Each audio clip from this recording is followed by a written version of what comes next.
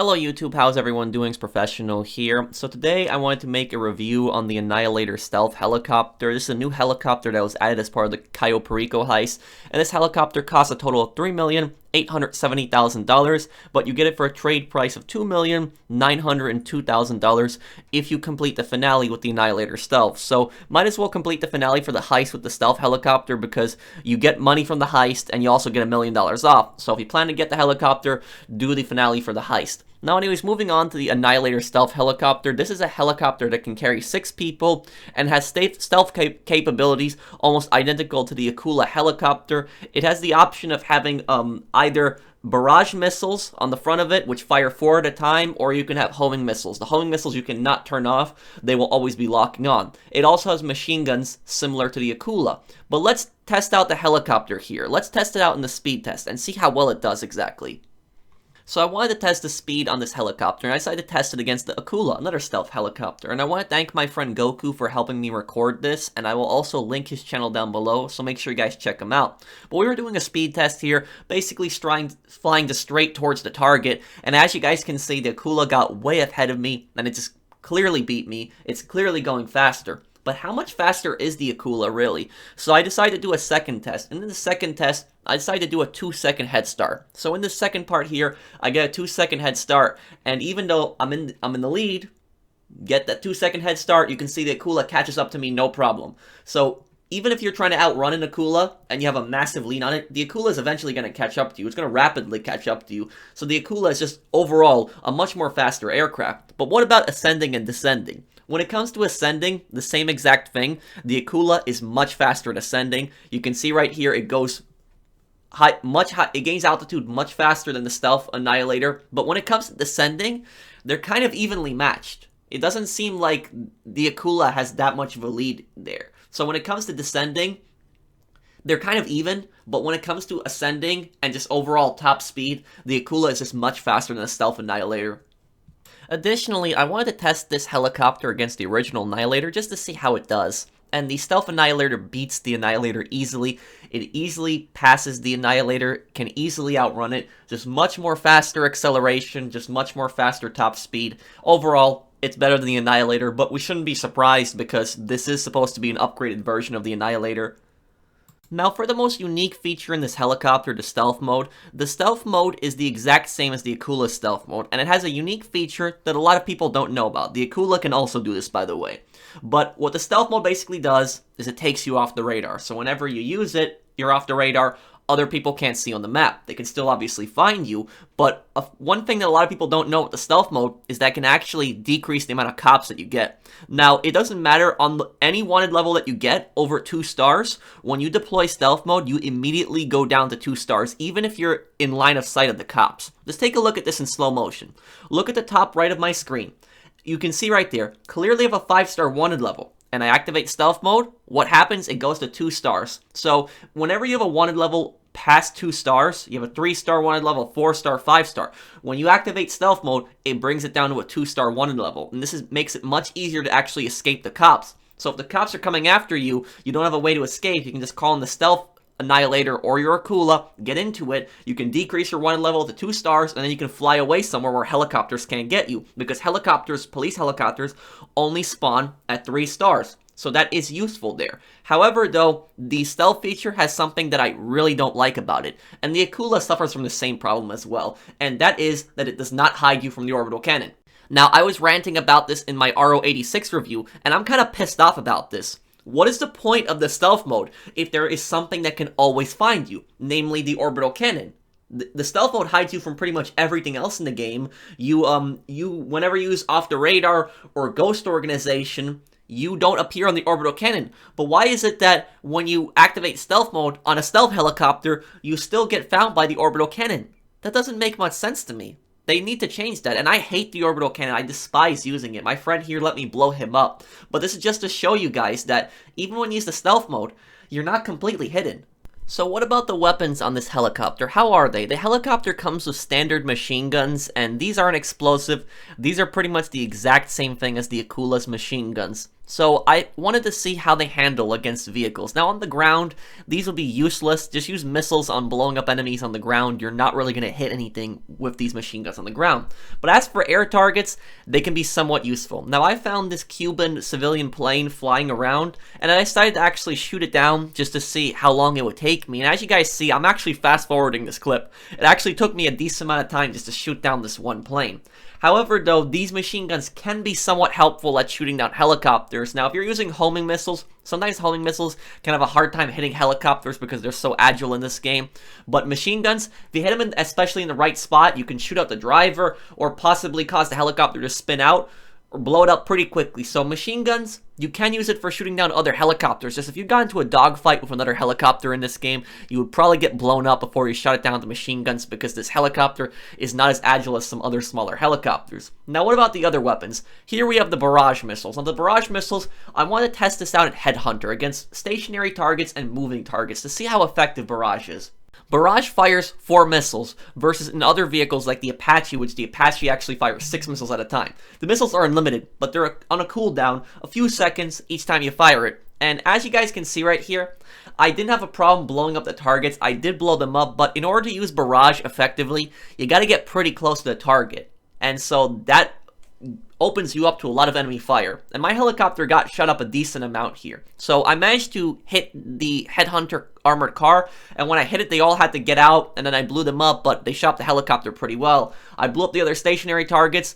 By the time I got up to the final target, I was at around 3 minutes, and I managed to blow up the final target, just barrage, but the helicopter, because I had gotten so close, it was useless at this point, because it got shot up so much, it was damaged, because I had gotten so close with using barrage, that I had to get out of it because the engine was dying. So, you know, I personally don't recommend barrage. I think the homing missiles are better. Now, here we have the homing missiles. We're going to get that, and we're going to use this in Headhunter. Now, Headhunter, you know, it still took me a few minutes to complete, but when I used homing missiles, I didn't have to get so close to the target. I could lock onto the target, hit the target from a distance, keeping me and my helicopter safe. However, though, sometimes I struggled to hit some of the moving targets with the homing launchers, like some of the cars.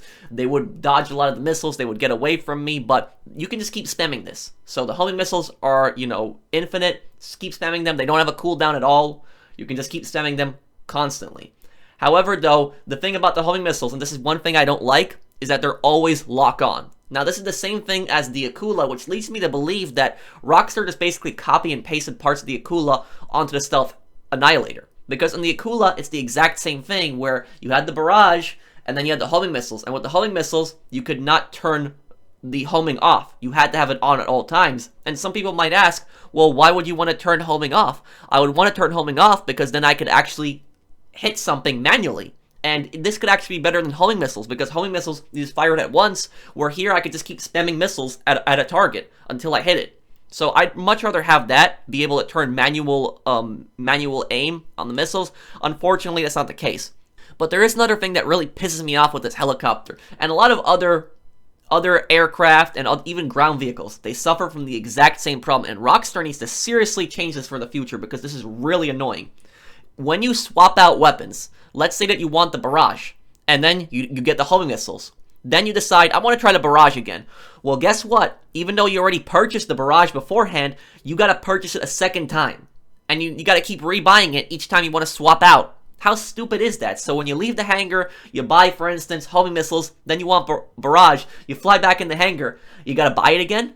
That's so stupid. What basically happens to it? Does the mechanic just take your extra rockets and just throw them out? Is that attachment just gone, deleted? What happens to it? It's so stupid. And you even have to pay money to have no weapons on it. So you even got to pay like $600 there, which isn't a lot. It's very little. But still, you got to pay something just to have no weapons on it. How does that make any sense? It's just stupid. If you buy both the barrage and the homing, you should be able to freely change them. You should not be forced into buying it again and wasting thousands of dollars on it. The Stealth Annihilator's most unique feature is the ability to rappel. And to rappel, you would need to be a passenger on the left or the right side in the back. Front passenger can't do this. And you would hold square on the PlayStation. I'm guessing this would be the X button on the Xbox. I'm not sure what key this would be on the PC. But you just hold square, and when that happens, the helicopter is held steady. The pilot cannot move it, and the person just rappels down. And the advantage of this is that you can actually drop people in places that the helicopter a helicopter could typically not land in. So in like narrow places where you want to drop someone off, this could be useful. I don't see too many people using it though, but in some places I can see it being kind of useful. And ironically, as we were recording this review, me and my friends were actually in this session, a business battle spawned. Now I didn't care for the business battle, but my friends, they wanted to all get it, so I said, you know what, I'm gonna drop you guys off. And they got in the back of my helicopter, and I would drop my friends off at different nightclubs. Two of my friends had the northern nightclub, one of my friends had the downtown nightclub. And so I dropped one of my friends off here, dropped two of my friends up at the north nightclub, and actually later on when we came back for the other business battles, I actually dropped my friend down in an alleyway. So this shows that the helicopter, if you place it in the right spot, you can drop people off in places that a helicopter could typically not land. But again, like I said, I don't see too many people using this feature. And here at the end, we have a damage test. So let's start off with the Akula. The Akula takes 3 homing launchers. On the 3rd homing launcher, it blows up. Now let's look at the Stealth Annihilator. The Stealth Annihilator only takes 1 homing launcher. It blows up instantly. I mean, come on, seriously? And the Stealth Annihilator, it doesn't even have flares. And to be fair, the Akula doesn't have flares either, but the Akula at least can take much more damage. And look, I know some people are going to tell me about professional. It's a stealth helicopter. That's why it doesn't have a lot of armor. But then why does the Akula, another stealth helicopter, it can take 3 homing missiles? I mean, come on, seriously? They could have at least buffed the armor on this, made it take the same amount as the Akula. And here at the end, we got the pros and the cons. And the pros are, it has a stealth mode, so this is the exact same thing as the Akula. You activate this, you go off the radar for other players. They don't see you on the map, but you can't use any weapons during stealth mode. Remember that. You can always turn it off and then start firing, but during stealth mode, you can't use weapons. Now, stealth mode is very useful for escaping the cops, so you can lower any wanted level down to 2 stars, past 2 stars. So if 3, 4, 5-star wanted level, you can lower this down to 2 stars just by activating stealth mode. Instantly goes down, even in direct view with cops. Makes losing cops this helicopter really easy. Another pro is it can hold 6 people. Now, this is one advantage that it has directly over the Akula, because the Akula holds 4 people. But even though it can hold 6 people, I don't really see 6 people flying around this typically in free mode. I don't even typically see 4 people in Akulas. I usually just see 1 person in Akula. So, while it can hold more people, I don't see a lot of people being in these helicopter at once. And it has a unique rappelling feature. Like I said, you can use this to rappel into places that a helicopter typically can't land, which can be helpful, but I don't see a lot of people making use of this. Now, the cons are, it's very expensive. This helicopter costs $3,870,000. You can get it for a trade price of $2,900,000, which is still a lot of money, but the Akula is cheaper in its regular price, $100,000 cheaper, and even with the Akula's trade price, it's still $100,000 cheaper. So, if you're gonna go with one, go with the Akula. And it has very weak armor. Can only take 1 homing launcher. I mean, come on, seriously? If you're gonna, copy and paste a lot of the features like the stealth mode and the barrage, and on top of that also the machine guns, then you might as well copy and paste the armor. Why can't this thing just take 3 homing missiles just like the Akula? It doesn't really make much sense. And you can't hide from the orbital cannon. So even though you have the stealth mode on, orbital cannon still finds you. What's the point of the stealth mode if there's always something that can still find you? I don't get that. And another con is it has no side guns. What I mean by this is, why does this helicopter not have miniguns? This helicopter could have easily had miniguns on the side, something like the Valkyrie. You have this big transport helicopter with weapons. You could have put on miniguns at least on the side for passengers to use. I'm not saying it would have made the helicopter worth it, but at the same time, it would have added more value to it.